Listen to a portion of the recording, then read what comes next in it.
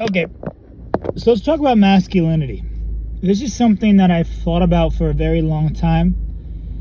Back in high school, I was fascinated by the archetype of the alpha male.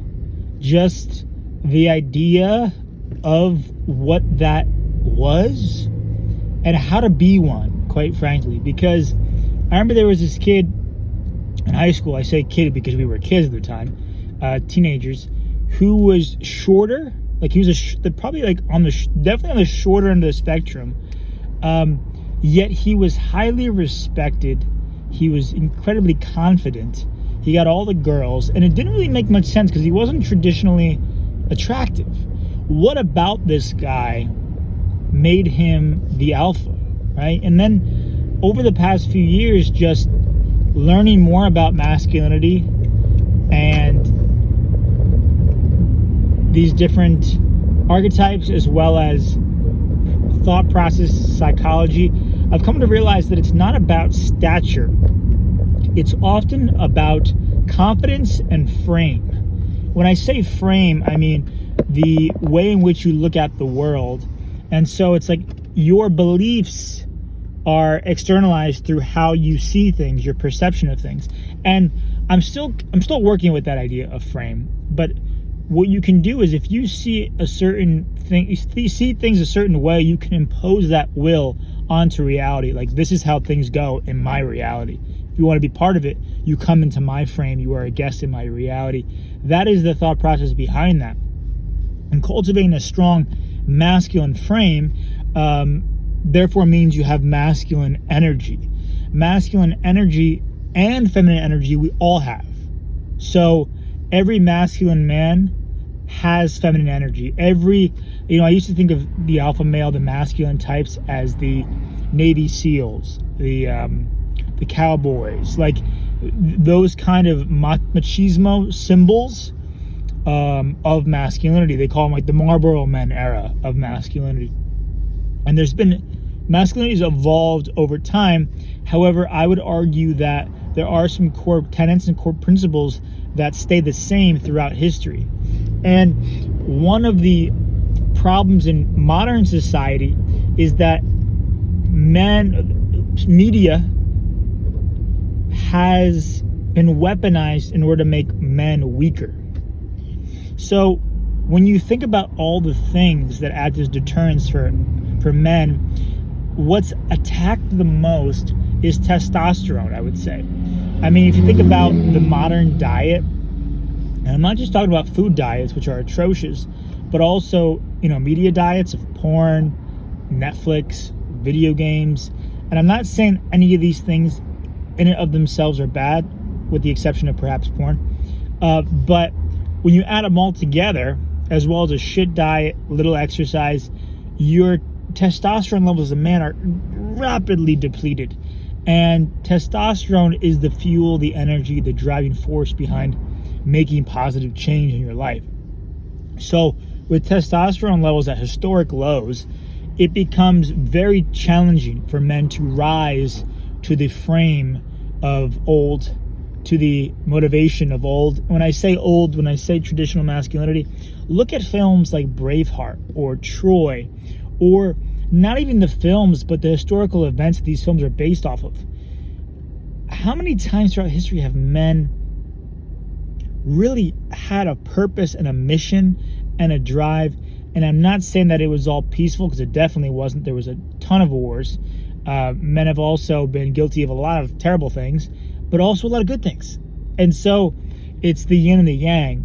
But we don't see modern examples of masculinity, of positive masculinity. If you look at all the media today, the men are typically feminized. And there's been an increase in masculine women. And this has just been in terms of gender roles switching and how women are making more. And these are good things, but the polarity still needs to be maintained, right? If you are a man, if you're a man with a feminine woman, more than likely she's masculine in energy. Versus if you're a masculine man, typically you'll be with a feminine woman. Polarities attract. Doesn't matter what you identify as or if there's two women in a relationship, two men in a relationship, there's always going to be that polarity. And so what I'm hoping to do is really be a voice for positive masculinity, because masculinity has been demonized in many ways, and there aren't clear signs of what men should do today. Having gone through my own journey, I'm almost 30 now, and there's a failure to initiate men on the part of society into that adult role.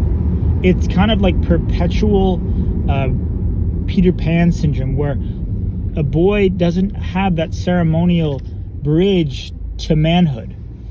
And so what do we do about that? Well, certainly we don't overcompensate by puffing our chests and trying to be cooler than we are. We have to embody masculine principles. And part of that is living a life of purpose and servitude. I mean, when you think about all these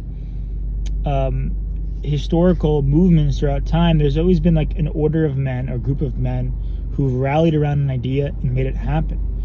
Business leaders, typically it's a massive masculine energy to lead, to conquer. Even if it's not like a physical conquering, it's a conquering of self or ideas in order to make something happen. And so what I'm really trying to do with my content as well as the films I make is bring back the era of masculinity to try to stunt this downward spiral that's happening. And when you really think about it, if we had a strong generation of men, you know, I think of like the World War II era of men. They call them the greatest generation. Those men went out, and a lot of them died for the purpose of freedom. And that's so powerful, because every man, I'd wager, wants to die for something that he believes in. I'll speak for myself, I don't feel like I'm afraid of dying, but of dying for something that lacks meaning, if that makes any sense. Certainly my ego does not want to die. I don't want to die. But to die for something that I believe in, that I feel like is worth it, I would argue that many men would take that risk. And that's what often drives men to try and do different things, new things, and innovate and take risks and seize opportunities, is that desire, that primal drive to work on bringing something into reality bigger than himself. And so what we can do to become stronger men in today's society is watch what we consume, media, diets. If you look at guys from pretty much, I would say like maybe early 80s and before, a lot less processed foods. I mean, I was watching clips of Cool Hand Luke the other day. Fantastic movie, highly recommend it, about nonconformity. And Paul Newman's ripped. And this was being in the 60s. And a lot of the guys at the time were super lean. And I was like, why would that be? Because while fitness and weightlifting did exist, it wasn't where it is now. There wasn't as much information about it. Well, it was probably because they had very little processed foods. It was whole foods, and there wasn't a bunch of bullshit being injected into their bodies. There also wasn't social media distracting them and weakening them. So I'm going to talk a lot more on this topic, but I would say for men watching this, watch what you consume, both in what you eat, the media you consume, the people you follow, the friends you surround yourself with. Excuse the fire truck here. Just some men doing their thing. What you consume, your inputs, and then focus on the outputs. What are you providing? What value are you adding to the marketplace? I've been really reflecting on that the past few days. I'm getting my content strategy, my system set up. And I'm like, okay, how can I contribute? How can I streamline this? And how can I do this in the long term to bring my goals and my dreams to fruition?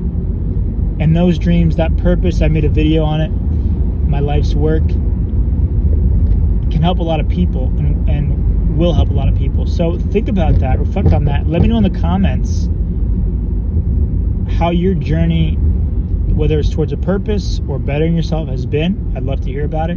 I'd love to hear from you. And I'll see you in the next video.